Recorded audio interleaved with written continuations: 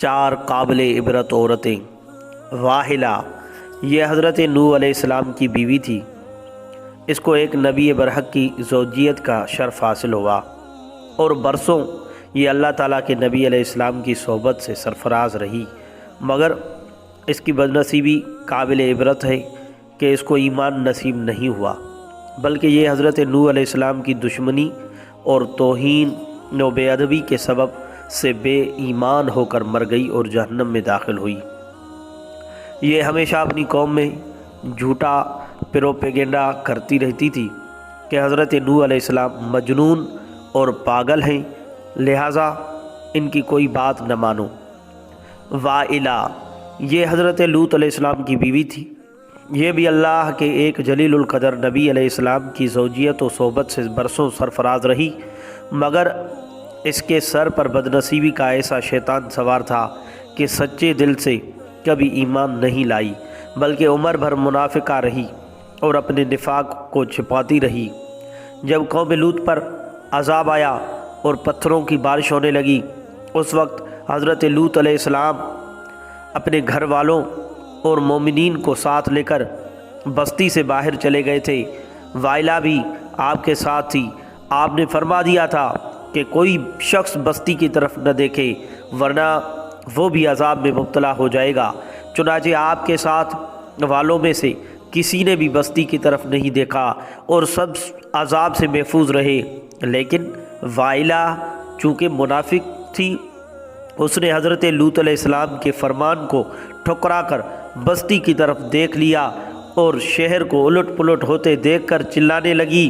کہ یا قوما ہو، ہائے رے میری قوم۔ یہ زبان سے نکل دہی، ناگہاں عذاب کا ایک پتھر اس کو بھی لگا اور یہ بھی ہلاک ہو کر جہنم رسید ہو گئی۔ آسیہ بنت مزاحم رضی اللہ عنہما، یہ فرعون کی بیوی ہیں۔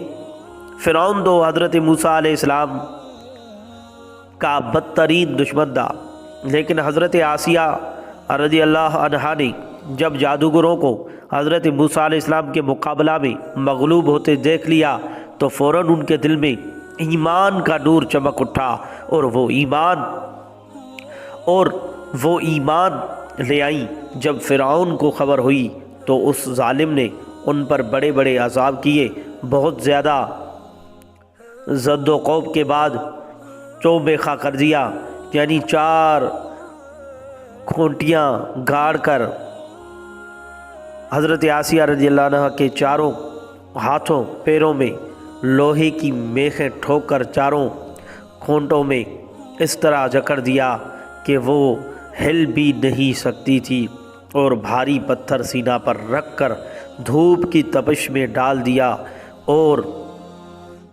دانا پانی بند کر دیا۔ لیکن ان مصائب و شدائد کے باوجود وہ اپنے ایمان پر قائم و دائم رہیں اور فرعون کے کفر سے خدا کی پناہ اور جنت کی دعائیں مانگتی رہیں، اور اسی حالت میں ان کا خاتمہ بالخیر ہو گیا اور وہ جنت میں داخل ہو گئیں، اور ابن کیسان کا قول ہے کہ وہ زندہ ہی اٹھا کر جنت میں پہنچا دی گئی۔ مریم بنت عمران رضی اللہ عنہما، یہ حضرت عیسیٰ علیہ السلام کی والدہ ہیں۔ چونکہ حضرت عیسیٰ علیہ السلام ان کے شکم سے بغیر باپ کے پیدا ہوئے، اس لیے ان کی قوم نے تان اور بدگوئیوں سے ان کو بڑی بڑی ایذائیں پہنچائیں، مگر یہ صابر رہ کر اتنے بڑے بڑے مراتب و درجات سے سرفراز ہوئی کہ خداوند قدوس نے قرآن مجید میں ان کی مدح و ثنا کا بار بار خطبہ ارشاد فرمایا۔ ان چاروں عورتوں کے بارے میں قرآن مجید نے سورہ تحریم میں فرمایا، جس کا ترجمہ یہ ہے، اللہ تعالیٰ کافروں کی مثال دیتا ہے جیسے حضرت نوح علیہ السلام کی عورت واحلہ اور حضرت لوط علیہ السلام کی عورت واحلہ، یہ دونوں ہمارے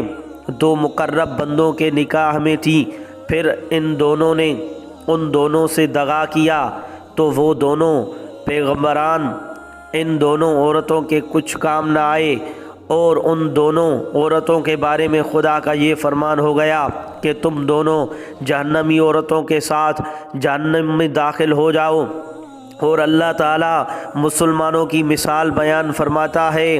فرعون کی بیوی آسیہ جب انہوں نے عرض کی اے میرے رب میرے لیے اپنے پاس جنت میں گھر بنا اور مجھے فرعون اور اس کے کام سے نجات دے اور مجھے ظالم لوگوں سے نجات بخش، اور عمران کی بیٹی مریم جس نے اپنی پارسائی کی حفاظت کی تو ہم نے اس میں اپنی طرف